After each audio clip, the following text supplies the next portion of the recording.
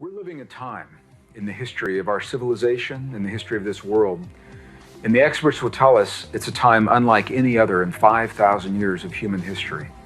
Never have we been faced with so many major crises that must be solved all within a very short period of time. From the collapse of the global economic system that's happening now, to the way we deal with climate change, to disappearance of resources, vital resources that must be shared between people, how we solve our problems in the Middle East and other places in the world without the use of war, and many other crises we're faced with right now.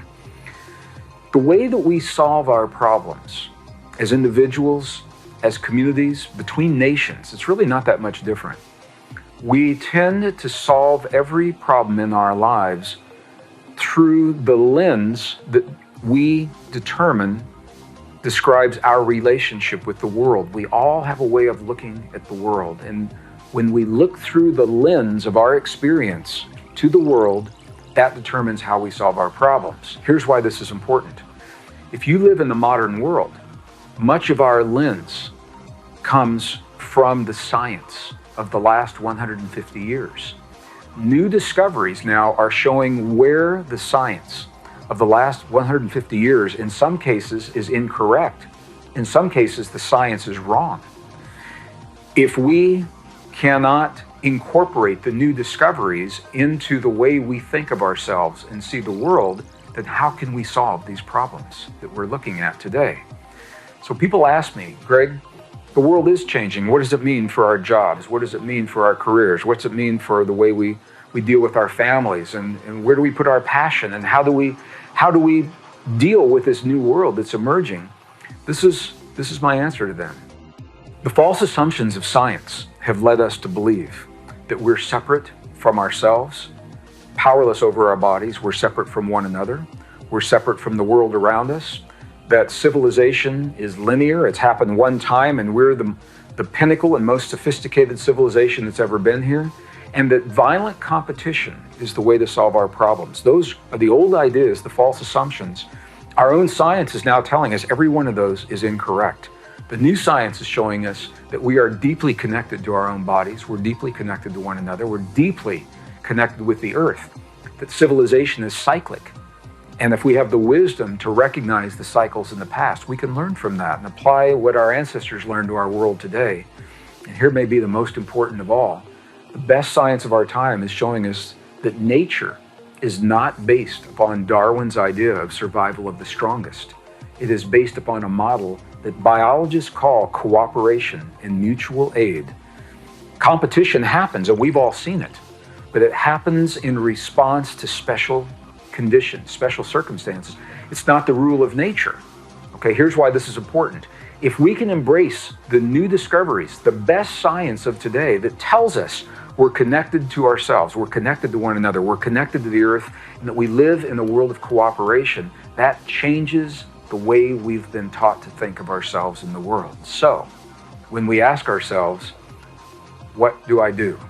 What do I do in my life? How do I choose a job? How do I choose a career? The world's changing. What I used to do, I can't do anymore. What do I do now? Those are good questions. In the old way of thinking, we would ask ourselves this question. The question is, what can I get from the world that exists? Consciously or subconsciously, that becomes a part of the way we think. What can I get from the world that exists? The new discoveries of science now give us a reason to change that question. So here's the new question. Rather than saying, what can I get from the world that exists? The question now is, what can I give? What can I share? What can I contribute? What can I offer to the world that's emerging? And the way we answer that question changes everything. The way we answer that question opens the door to new possibilities, not limited to what our degree is in or what our training is in or how much money we have. It opens the door to the possibility of where our passion may lead. Because we're not saying, how can I be rewarded? We're saying, what do I have to contribute? And by virtue of that contribution, we are rewarded in life. And it happens time and time again. So I'd like to give an example. Let me give a very clear example. I live in a rural area. My wife and I live in a rural area, a farming community in northern New Mexico in the United States. The economic collapse of 2008 hit everyone very hard in our community. A friend of mine was a builder. He built homes for people.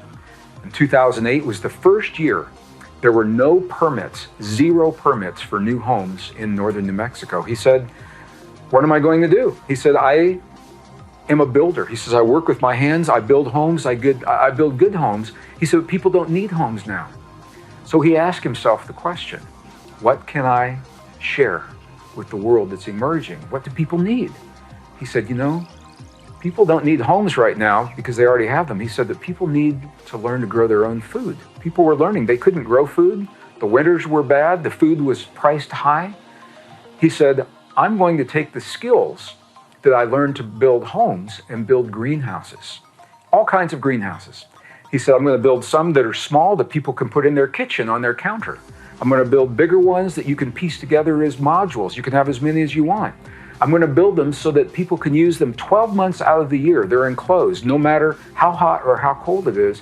And this is precisely what he has done. And he is more successful now building greenhouses for people to help them live healthy lives than he ever was building homes. I don't know if he'll ever build a home again or not, because now this is his passion. And all he did was ask the question, what can I share with the world? How can my passion and my skills support what the world needs now? To do that, he had to let go of the idea that he was clinging to of what he had done in the past. And it's an invitation for all of us. I ask myself this question every day, at least once a day, sometimes more. What can I give in this situation? How can I contribute to this? I'm not saying what's in it for me, because what I know is that if I can share with the world around me in some way, that the world around me is now going to support what it is that I hope to achieve, and that is a community. Whether it's my family, whether it's my neighbors, whether it's between nations. Support a community where these principles are deeply ingrained and where we learn to cooperate and help one another get through one of the most difficult times in the history of the world. What can I give to the world that's emerging? That's the question. Our own science is showing us now, modern science in just the last 5 years, is showing that the human heart creates the single most powerful electrical field in the human body, about 60 to 100 times more powerful than that of the human brain. Now this is important because the stuff that our world is made of electrical fields and magnetic fields. Molecules of our body are made of electrical fields and magnetic fields, and the atoms of our world. If we're going to change those atoms and change those molecules, we've got to communicate with them in a way that is meaningful. And if we're going to do that, it makes perfect sense that we would use the single organ in our body that was designed to do precisely that, the human heart, 5,000 times stronger magnetically than the human brain. Well, the significance is, if you're just thinking from your head, then your thoughts are only going so far away from you.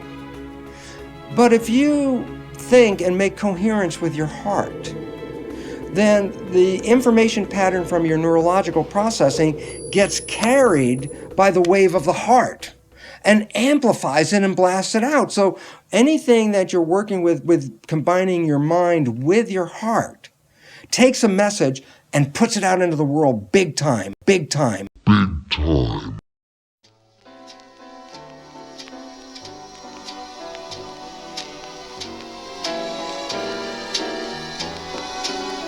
Yo, sometimes I feel down, sometimes I feel I gotta get out of this life I live. Sometimes I feel I have a great doubt about my prospects and what I do with rapping and such. Sometimes it's too much, I have nothing to hold and to clutch. Will my career erupt? Will it be better than this? Will it be fabulous? Will people flock and wanna grab this off the record shelf? As I put my life on wax to make tracks to dance to and relax and get facts straight, to educate the youth and show my proof there's a truth. An eye for an eye, tooth for a tooth. Check it. Many times I wanted to call it a day and strive with a 9 to 5, struggling to stay alive, living in a game where your name carries weight. Adversity's a daily thing to make you frustrate with yourself, but still I work hard and have to thank God and have my faith of His love in my heart. Say what that keeps me right all through the day and through the night. Sometimes I feel I can't go on, but God shows me that life's a song, a beautiful one that must go on. And slowly I see right from wrong. And can it be that now I see my heart of faith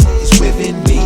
It's my heart of faith that keeps me right all through the day and through the night. Sometimes I feel I can't go on, but God shows me that life's a song, a beautiful one that must go on.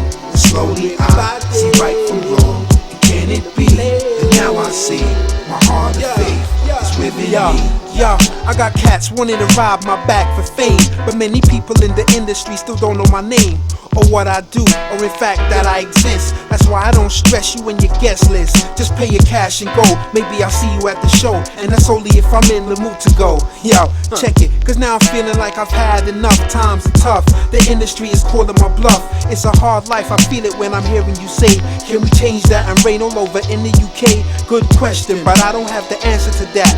All I do is hold the mic and continue to rap, cause I'm living in the game where your name carries weight. Adversity's a daily thing to make you frustrate with yourself, but still I work hard and have to thank God and have my faith of His love in my heart. It's Say what? that keeps me right all through the day and through the night. Sometimes I feel I can't go on, but God shows me that life's a song, a beautiful one that must go on. And slowly